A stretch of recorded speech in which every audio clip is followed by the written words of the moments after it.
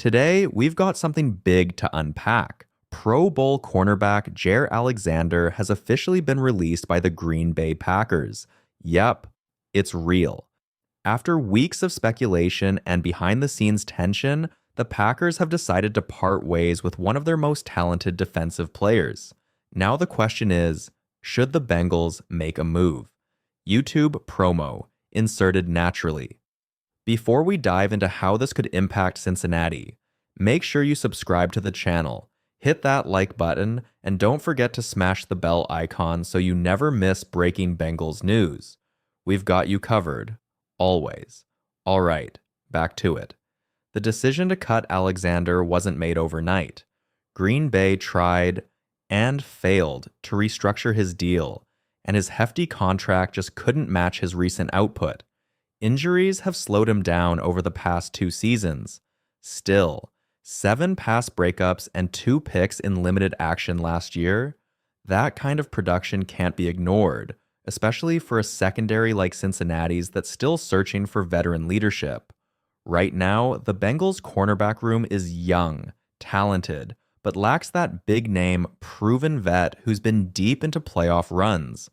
Could Alexander be that piece? A low-risk, high-upside addition that stabilizes the back end and frees up our young guys to fly? That's the kind of move championship-caliber teams don't hesitate to explore. Stay locked in. We'll break down the potential fits, salary cap implications, and what this means for names like DJ Turner and Cam Taylor-Britt in our next segment. But one thing's for sure, Cincinnati is in position to make a smart, aggressive move, and the clock's ticking. If there's one position group in Cincinnati that needs a shot of experience, it's cornerback. With Mike Hilton now gone and a youthful core trying to hold down the fort, the idea of adding a seasoned pro like Jaire Alexander suddenly feels more than just possible. It feels necessary. Yes, injuries have kept Alexander off the field, just 7 games last season and only 4 in 2021. But when he's suited up, he's shown why he was once considered the best corner in football. Instincts, quick breaks, sticky coverage, he still flashes all of it. And let's not forget, the man is only 27 years old. That's not over the hill. That's prime, if you ask most scouts. His body may have taken some wear, but his football IQ and technique haven't gone anywhere. Now, we've got to be real. There are red flags. Alexander has had moments that raise eyebrows. From showing up uninvited to a coin toss and botching the call, to reportedly clashing with coaches, there's a maturity question here. But guess what? The Bengals have built a locker room culture strong enough to handle personality, as long as the player buys in. So, here's the heart of the matter. Do the Bengals take a calculated risk to upgrade a vulnerable position, or do they stick with the status quo and bank on development? Cincinnati isn't known for splashy signings, but maybe that's exactly why this move would work. Low expectations, high reward. And while teams across the league will likely be making calls, the Bengals have the opportunity, the need, and the locker room stability to make this a smart addition, not a desperate one. Let's see if Duke Tobin and the front office want to roll the dice. Let's be honest, Jaire Alexander isn't the lockdown corner he once was, and that's exactly why we're having this conversation in mid-June. Elite defensive backs don't typically hit the market this late in the offseason unless something's gone sideways. And for Alexander, it's been a mix of injuries, inconsistency, and contract weight.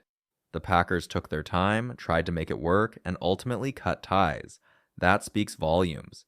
He wasn't living up to the massive deal they gave him. Not entirely because of poor play, but because he just couldn't stay healthy. Still, here's the thing. When he's on the field, he can absolutely still play. Now, from a Bengals standpoint, I've been vocal about this for months. This secondary needs veteran help. Last season, the cornerback group showed flashes but cracked under pressure against top-tier offenses. And now, with minimal change and a new defensive coordinator in Al Golden, the franchise seems to be betting on internal growth. That's a gamble. Alexander could be the steadying presence this group lacks. But of course, the elephant in the room is cost. The Bengals don't make a habit of shelling out big dollars for outside free agents, especially not for players with recent durability or attitude concerns. Can Cincinnati afford him? Possibly. With Germaine Pratt's release freeing up some cap space and Trey Hendrickson's situation still unfolding, the Bengals do have some financial wiggle room. But will they use it? That's the question. And we can't pretend Alexander comes without baggage. You've heard the stories, from the infamous coin toss debacle to off-field lapses in judgment. So, any deal would come down to trust. Can he fit into Lou Anarumo's system? Can he lock in and lead? One thing's certain, if the Bengals want to make a serious playoff push, ignoring holes in the secondary won't cut it. Whether it's Alexander or another vet, action, not patience, might be the key this year. Let's talk about something real for a second.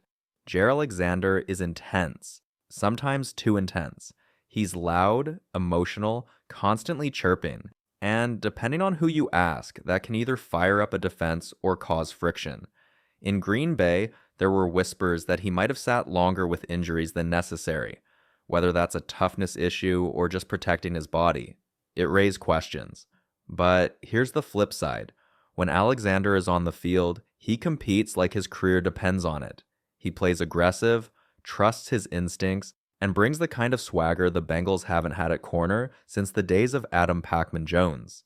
And let's not forget, Cincinnati isn't afraid of strong personalities. They've brought in players before with baggage and let them prove themselves. Vontaze Burfict, Pac-Man, and now Jermaine Burton, all examples of this organization giving second chances to high-talent players with attitude.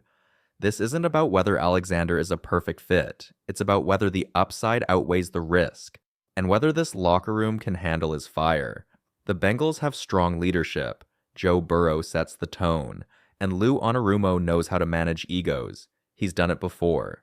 Look at the depth chart right now. Cam Taylor-Britt, talented but raw. DJ Turner, fast, promising, but still growing. Dax Hill, still finding his role. Josh Newton, a fifth rounder with potential, not proven yet. That's a group full of potential, not production. And with Hilton gone, there's a leadership void in that secondary. Alexander could be the veteran tone setter this group needs, especially if he buys in. More than anything, making a move like this would send a clear message to the locker room and the league. Cincinnati isn't just waiting for the next window. They're kicking the door open right now. Championship teams don't play it safe. They take smart risks. Jaire Alexander might be one worth taking. Bringing in a player like Jaire Alexander may feel like a long shot for Cincinnati. But here's the truth. It's not impossible. Not with the current state of the Bengals secondary. And not with the urgency this team should feel going into 2025. We know how this front office operates. Cautious, budget conscious, rarely aggressive in the free agent market. But this is also a team that knows its window is now. And when your Super Bowl hopes hinge on containing the AFC's top receivers, you can't afford to gamble on inexperience alone. Alexander wouldn't come cheap, and he wouldn't come without questions. But the upside? A playoff-tested, Pro Bowl-level corner who could instantly stabilize one of Cincinnati's weakest spots. The move would be bold and rare for this organization, but that's exactly what championship teams do. They pivot when the opportunity presents itself. Meanwhile, the release of Germaine Pratt marks a quiet but significant shift in the identity of this defense. For years, Pratt was the voice in the middle, a captain, a consistent presence, and a crucial piece during the Bengals' playoff runs. His effort was never in question. But as the team turns over leadership roles and shuffles cap space, decisions like this become part of the business. Was it handled late? Arguably, yes. A quicker release might have given Pratt a better shot to land somewhere early in free agency, but Cincinnati did what they felt was necessary, whether that was trying to squeeze value from a trade or waiting on roster flexibility. Still, Pratt's exit is a reminder. This team isn't just reloading, they're reshaping. Veterans are moving out. Young players are stepping into bigger roles. The locker room dynamics are shifting. And every move from here on out will say something about how serious this franchise is about returning to and winning on the biggest stage. Let's be honest, Germaine Pratt deserved better on his way out the door.